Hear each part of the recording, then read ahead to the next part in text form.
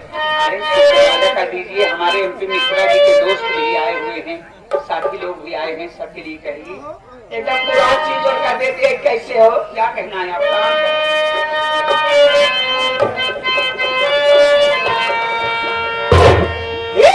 ना ना ना अरे रतिया तोले,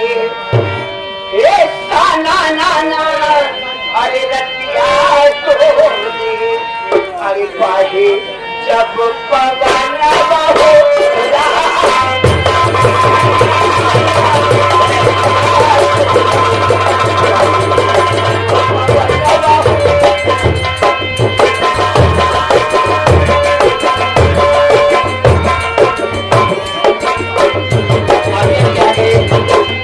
हमारे घर मालिक श्रीमान ननकू सेठ, जिनके हम लोग आए हुए बाबूजी, आप साहब की तरफ से 51 रुपया पुरस्कार, पार्टी की तरफ से स्वागत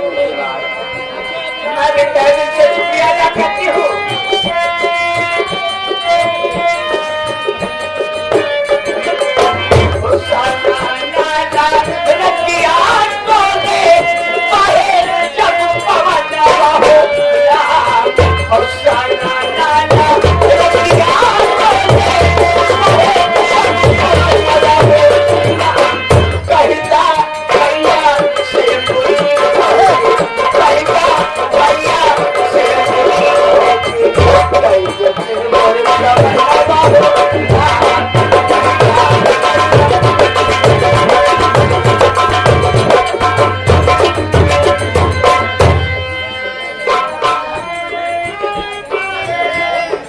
देखिए बाबू, हमारे अनुश्रव मिश्र गुप्ता, अनुश्रव गुप्ता हमारे घर मालिक साहब के नाते, छोटी सी मासूम बच्ची जो की अमेठी वाली, उनकी तरफ से 501 रुपए का पुरस्कार, पार्टी की तरफ से स्वागत है।